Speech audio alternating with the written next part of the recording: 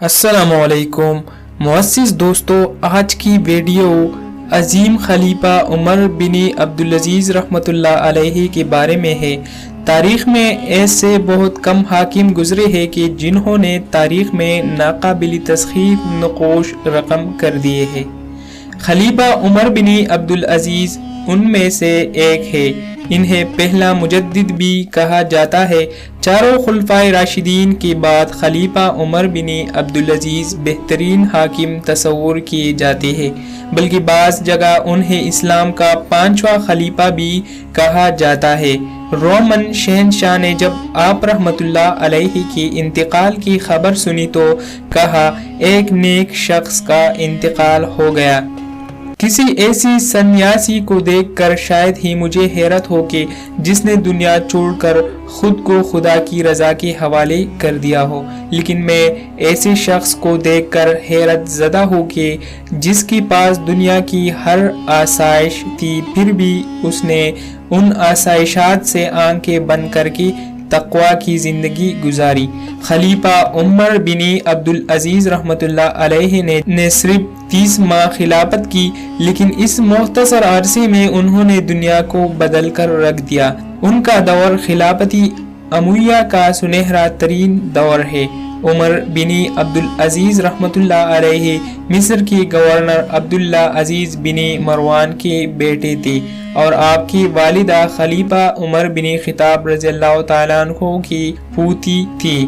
عمر بن عبدالعزیز رحمۃ اللہ علیہ 63 ہجری میں مصر میں پیدا ہوئے، لیکن انہوں نے اپنی تعلیم مدینہ میں عبداللہ بن عمر سے حاصل کی۔ 704 میں اپنے والد کی وفات تک وہ مدینہ میں ہی رہے۔ پھر ان کی تایا خلیفہ عبد المالک نے انہیں اپنے پاس بلا لیا اور اپنی بیٹی فاطمہ سے ان کا نکاح کر دیا۔ 706 عیسوی میں وہ نئے خلیفہ عبد المالک کی بیٹی ولید بن عبد المالک کے حکم پر مدینہ کے گورنر بن گئے۔ خلیفہ ولید اور ان کے بعد خلیفہ سلیمان بن عبد المالک کی دور خلافت میں عمر بن عبدالعزیز مدینہ کے گورنر رہے، لیکن جب خلیفہ سلیمان بیمار ہوئے تو انہوں نے اپنے مشیر کے مشورے پر اپنے چچا زاد عمر بن عبدالعزیز رحمۃ اللہ علیہ کو اپنا ولی عہد نامزد کر دیا، کیونکہ ان کے اپنے بچے ابھی چھوٹے تھے۔ اپنے خلیفہ کی نامزدگی کے بعد عمر بن عبدالعزیز نے ممبر پر چڑھ کر لوگوں سے خطاب کیا کہ اے لوگو، میری چاہت اور آپ کی رضامندی کے بغیر مجھے آپ کا خلیفہ نامزد کر دیا گیا ہے۔ میں آپ لوگوں کو اپنی بیعت سے آزاد کرتا ہوں کہ آپ جیسے مناسب سمجھے اسے اپنا خلیفہ نامزد کر لے۔ لوگوں نے جواب دیا، اے عمر، ہمیں آپ پر پورا اعتماد ہے، ہم آپ ہی کو اپنا خلیفہ بنانا چاہتے ہیں۔ عمر نے فرمایا، اے لوگو، تو پھر تب تک میری تابعداری کرنا جب تک میں اللہ کی تابعداری کرتا رہوں، اور اگر میں اللہ کی نافرمانی کروں تو تم لوگوں پر میری تابعداری واجب نہیں۔ عمر بن عبدالعزیز نہایت ہی پرہیزگار انسان تھے۔ انہوں نے آسائشوں کی بجائے سادگی کو ترجیح دی۔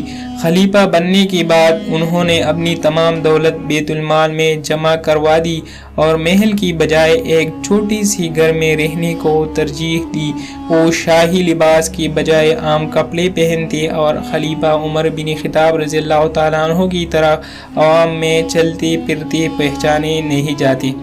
اپنے خلیفہ کی نامزدگی کے بعد انہوں نے اپنے شہزادوں کے عیش و عشرت کی زندگی کو خیرباد کہہ دیا اور ان کی زوجہ نے بھی ان کے کہنے پر اپنے والد سے ملنے والے تمام زیورات بیت المال میں جمع کروا دیے۔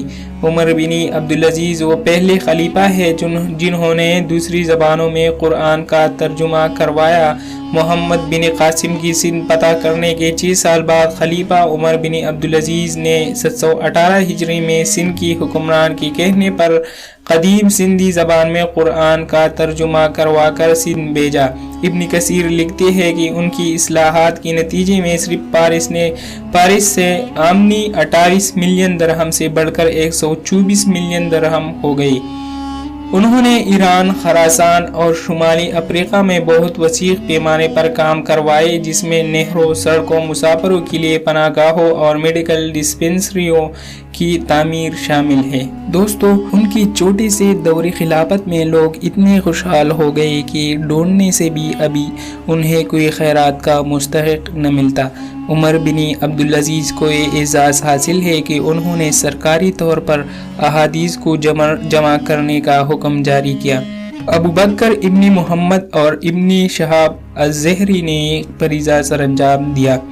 حضرت محمد صلی اللہ علیہ وآلہ وسلم کی سنت کے مطابق انہوں نے چین اور تبت میں اسلام کی تبلیغ کے لیے اپنے وفد بھیجے۔ انہی کی دور خلافت میں مصر اور پارس میں اسلام کو پلنے پھولنے کا موقع ملا اور وہاں کی عوام نے اسلام قبول کیا، لیکن اس وقت کے شاہی اور امیر تاجروں کی جماعت کو عمر بن عبدالعزیز کی اصلاحات اور برابری، سادگی اور عدل کے قانون شدید ناگوار گزرتے تھے۔ خلیفہ کے ایک خادم کو رشوت دے کر انہیں زہر دیا گیا۔ جب عمر بن عبدالعزیز رحمۃ اللہ علیہ نے زہر کے اثرات محسوس کیے تو اپنے خادم سے زہر دینے کا سبب پوچھا تو خادم نے کہا کہ مجھے اس کام کے لیے 1000 دینار دیے گئے تھے۔ عمر بن عبدالعزیز نے اس سے وہ رقم لی اور بیت المال میں جمع کروا دی، غلام کو آزاد کیا اور اسے وہ جگہ جلد سے جلد چھوڑنے کو کہا کہ کہیں کوئی اسے مار نہ ڈالے، اور یہ رقم عمر بن عبدالعزیز کی بیت المال میں جمع کروائی گئی آخری رقم تھی۔ عمر بن عبدالعزیز رحمۃ اللہ علیہ نے 720 میں ایک کرائے کے گھر میں وفات پائی۔ انہوں نے 17 دینار ترکی میں چھوڑے، اس وصیت کے ساتھ کہ اس رقم سے گھر کا کرایہ دیا جائے اور ان کی تدفین کی اخراجات پوری کیا جائے۔ اللہ ان کو جنت الفردوس میں اعلیٰ مقام عطا فرمائے۔ دوستو، یہ حضرت عمر بن عبدالعزیز رحمۃ اللہ علیہ کی داستان تھی۔ امید کرتا ہوں آپ کو ہماری یہ ویڈیو پسند آئی ہوگی۔ ہمارے ویڈیو کو لائک کرے، ساتھ میں ہمارے چینل کو بھی سبسکرائب کرے۔ ملتے ہیں اگلے ویڈیو میں، تب تک کے لیے اللہ حافظ، دعاؤں میں یاد